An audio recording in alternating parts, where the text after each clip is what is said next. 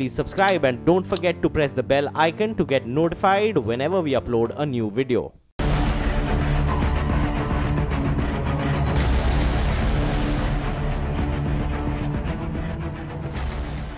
बाधाएं आती हैं, आए घिरे प्रलय की घोर घटाएं, पांवों के नीचे अंगारे, सिर पर बरसे यदि ज्वालाएं, निज हाथों में हंसते हंसते आग लगाकर चलना होगा, कदम मिलाकर चलना होगा। इन लाइनों के रचयिता खुद अटल बिहारी वाजपेयी थे, जिन्होंने गुरुवार की शाम आखिरी सांस ली।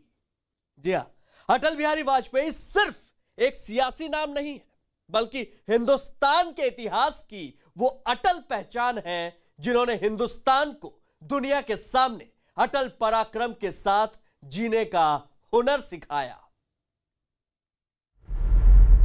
हार नहीं मानूंगा, राग नहीं ठानूंगा, काल के कपाल पर दिखता जाता हूं, एक नया काल, एक नया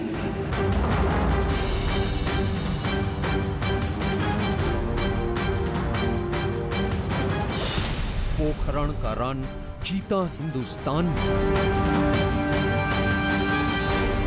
क्या आत्मरक्षा की तैयारी तभी होगी जब खतरा होगा? अगर तैयारी पहले से हो तो जो खतरा अगर आने वाला है तो खतरा भी दूर हो जाएगा। खतरा अमल में नहीं आएगा।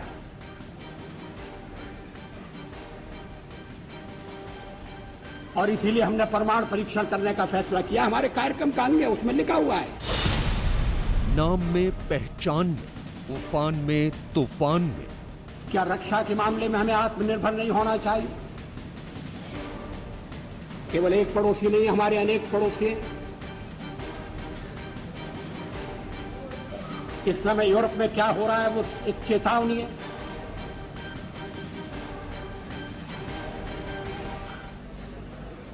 पोखरण 2 कोई आत्मश्लाघा के लिए नहीं था, कोई पुरुषार्थ के प्रकटीकरण के लिए नहीं था।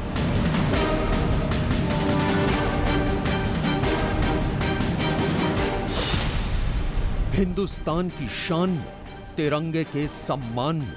हमारी नीति है और मैं समझता हूं ये देश की नीति रही है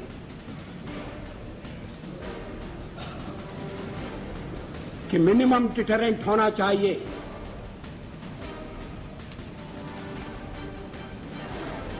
वो क्रेडिबल भी होना चाहिए।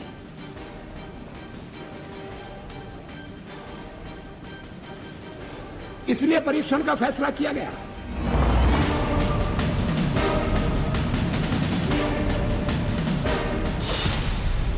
सीआईए को भी नहीं लगी भनक, विश्व ने सुनी भारत की धमक। उसके कारण कुछ कठिनाइयां आएंगी, हमें मालूम था, लेकिन देश उन कठिनाइयों का सफलतापूर्वक सामना करेगा, यह भी हमको विश्वास था। और ऐसा ही हुआ। आर्थिक प्रतिबंध हमें आगे बढ़ने से नहीं रोक सके।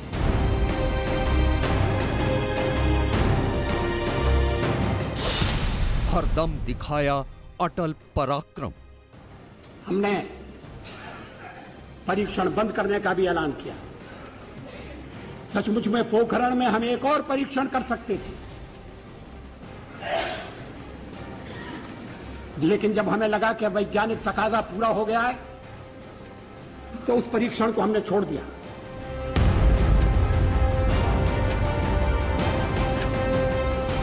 एटमी हथियार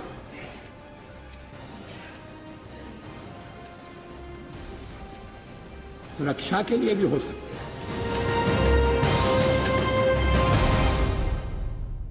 जी हां, ये अटल, अजर और अमर फैसला लेने वाले थे अटल बिहारी वाजपेयी, जो देखने में जितने सरल, बातचीत में जितने विनोदी थे, कूटनीति के मामले में उतने ही माहिर थे। उनकी कूटनीति की यूं तो अनगिनत मिसाल है, लेकिन एक ऐसा यादगार लम्हा भी है जिसके आगे दुनिया के सबसे ताकतवर मुल्क अमेरिका को भी अपना सिर झुकाना पड़ा। और वो फैसला था पोखरण 2, जिसके जरिए उन्होंने अमेरिका और उसके तमाम बंदोबस्त को भी बौना साबित कर दिया।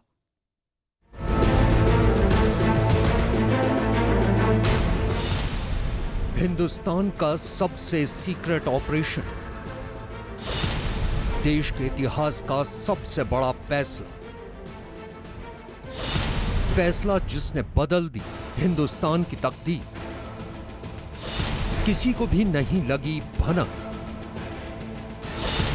आसमान से झांकती अमेरिकी निगाहें हुई नाकाम। भारत का ऐतिहासिक ऑपरेशन शक्ति।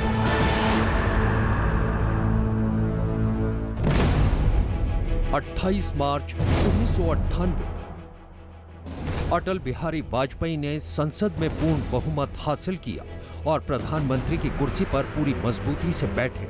और कुर्सी पर बैठने के बाद जो फैसला किया, वो फैसला आने वाले दिनों में भारत का भाग्य विधाता बनने वाला था। फैसला था दुनिया के सामने अपनी ताकत दिखाने का, और वो भी इतनी शालीनता से कि समझने वाले समझ जाएं कि हिंदुस्तान चाहता क्या है। ये वो दौर था जब हिंदुस्तान सियासी उठा-पटक के दौर से गुजरने के कारण आर्थिक तौर पर बेहद कमजोर हो रहा था और हिंदुस्तान की तमाम तरक्की विश्व बैंक फंड लोन की बैसाखियों पर टिकी थी।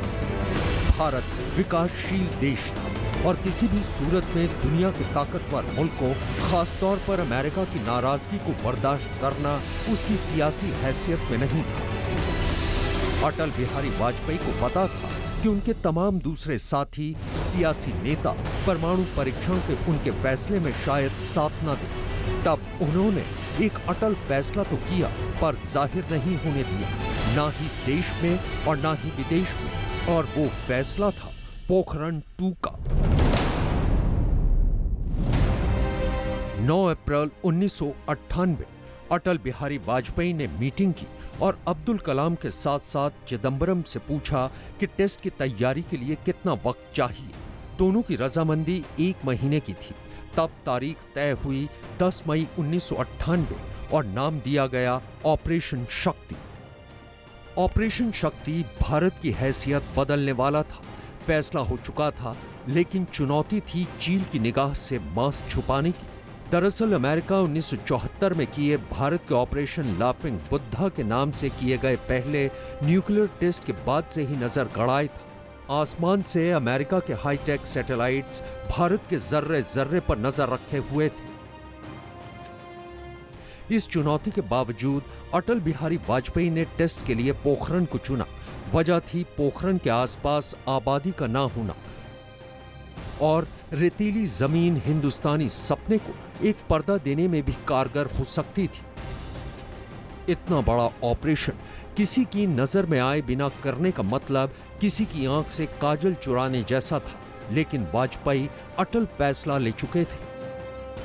तय किया गया कि इस ऑपरेशन की जानकारी इस काम को करने वाली आर्मी की विंग, चंद साइंटिस्ट और चंद मंत्रियों के अलावा किसी को नहीं दी जाएगी। इस फैसले की जानकारी पीएम वाजपेयी के अलावा लाल कृष्ण आडवाणी, रक्षा मंत्री जॉर्ज फर्नांडिस, प्रमोद महाजन, जसवंत सिंह, यशवंत सिन्हा, पीएम के प्रिंसिपल सेक्रेटरी ब्रिजेश मिश्रा, इसके अलावा पीएम के साइंटिफिक एडवाइजर और डीआरडीओ के अध्यक्ष एपीजे अब्दुल कलाम, अनिल काकोडकर और एटीएम एनर्जी कमीशन के चीफ आर चिदंबरम को थी। अब्दुल कलाम और आर चिदंबरम को ऑपरेशन का चीफ कोऑर्डिनेटर बनाया गया। भारत को बेहद चालाकी से काम करना था। वो जानते थे कि अमेरिका की नजरों से छिपना आसान नहीं, लिहाजा पूरे ऑपरेशन में हर चीज को कोड नाम दिए गए, जैसे कैंटीन का मतलब सीक्रेट चैम्बर, बम दस्तों को व्हाइट हाउस या विस्की या दूसरे नामों से बुलाया जाता था, साइंटिस्टों को सियरा कहा जाता था, डीआरडीओ की टीम को चार्ली, बीएआरसी की टीम को ब्रेवो और मिलिट्री को माइक कहा जाता था। हाइड्रोजन बम का नाम व्हाइट हाउस रखा गया था। एटम बम के एक दस्ते का नाम ताजमहल रखा गया था। तीसरे बम के दस्ते का नाम था कुंभकर्ण। आखिरी 3 का नाम नवताल रखा गया था। मिशन में डीआरडीओ और भाभा एटॉमिक रिसर्च सेंटर समेत करीब 80 वैज्ञानिक शामिल किए गए। भारतीय सेना की कोर इंजीनियर्स की 58वीं इंजीनियर रेजिमेंट के कर्नल गोपाल कौशिक को अमेरिकी जासूसी उपग्रहों को चकमा देने का जिम्मा सौंपा गया। लिहाजा 58वीं रेजिमेंट ने सैटेलाइट की निगाहों से बचने के लिए काम के लिए रात का वक्त चुना। रात भर गड्ढे खोदे जाते और सुबह उन्हें बालू की चादर से ढक दिया जाता। इतना ही नहीं, खुदाई से निकली बालू को टीले की शक्ल दे दी जाती, वो भी कुदरती टीलों की तरह, ताकि अमेरिकी सैटेलाइट्स को फर्क करना मुश्किल हो जाए। साइंटिस्ट और सभी वैज्ञानिकों को यूनिफॉर्म में रखा जाता। वैज्ञानिकों के भी कोड नेम थे। अब्दुल कलाम को पृथ्वीराज और राजगोपाल चिदंबरम को नटराज कहा जाता था। जिस फील्ड में परीक्षण किया जाना था उसमें दिन में खेल खेले जाते थे। डीआरडीओ के वैज्ञानिकों ने साइट पर 3 लैबोरेटरी बनाई थी, जिनका काम डिजाइनिंग, टेस्टिंग और बम के लिए कंपोनेंट बनाना था। आर्मी सामान को पहले सेब के बक्सों में छिपाकर पहुंचाती थी, बाद में प्याज और दूसरी सामान के अंदर छिपाकर इक्विपमेंट लाए जाने लगे। छत्रपति शिवाजी इंटरनेशनल एयरपोर्ट से एयरफोर्स के AN-32 विमान के जरिए बमों को जैसलमेर एयरबेस भेजा गया। कर्नल उमंग कपूर की जिम्मेदारी में बमों को 4 आर्मी के ट्रकों में पहुंचाया गया। डिवाइस करने वाली खुफिया कंस्ट्रक्शन को प्रेयर हॉल का नाम दिया गया था। थर्मोन्यूक्लियर डिवाइस को 660 फीट गहरे एक शाफ्ट में रखा गया था, जिसका नाम व्हाइट हाउस था। फिजन बम जिस 490 फीट गहरे शाफ्ट में रखा गया था, उसका नाम था ताजमहल। पोखरण 2 के बाद हिंदुस्तान जश्न में डूब गया तो दुनिया के ताकतवर देश गम के समंदर में गोते लगाने लगे, क्योंकि उनके हाथ से भारत निकल चुका था। बौखलाहट और खिसियाहट में ताकतवर देशों ने जो कदम उठाए, उसका सामना करना भी कम बड़ी चुनौती नहीं थी। तब उस आफत के तूफान के सामने भी चट्टानी हौसले के साथ वाजपेयी साहब अटल खड़े रहे।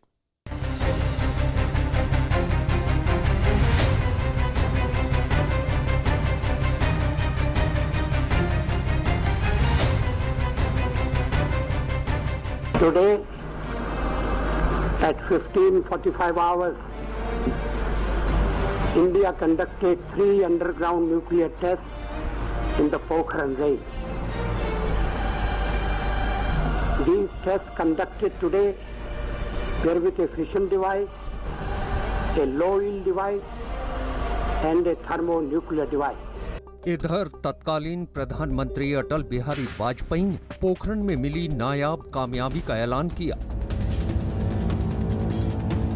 और उधर अमेरिका समेत तमाम पश्चिमी देश सख्ते में आ गए, क्योंकि हिंदुस्तान के इस धमाके ने सीधे तौर पर दुनिया के तमाम ताकतवर मुल्कों को न सिर्फ अपनी हैसियत का लोहा मनवाया था, बल्कि उनकी तमाम खुफिया निगाहों को नकारा साबित कर दिया था। असल में अमेरिका इसलिए भी तिलमिला उठा था क्योंकि 1995 में जब भारत ने परमाणु विस्फोट करने की तैयारी करनी शुरू की थी, तो उसे हिंदुस्तान के हर एक कदम की हर एक खबर मिल चुकी थी। यही वजह है कि भारत को अपना वो कार्यक्रम तब टालना पड़ गया था, लेकिन 1998 में नहीं। I'm absolutely astonished that the Indian government was able to catch the U.S. intelligence capability so sound asleep at the switch, revealing the stark reality that the administration's 6-year cozying up to India has been a foolhardy and perilous substitute for common sense. संयुक्त राष्ट्र को भी अमेरिकी नाराजगी का ख्याल तो रखना ही था, लिहाजा फौरन संयुक्त राष्ट्र ने भारत के कदम को गलत ठहराते हुए प्रस्ताव 1172 पारित किया और भारत पर प्रतिबंधों का ऐलान कर दिया।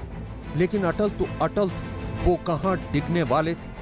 और तब दुनिया के नक्शे पर इकलौता इजराइल ही ऐसा मुल्क था जिसने हिंदुस्तान के प्रधानमंत्री को मुबारकबाद भेजी थी। और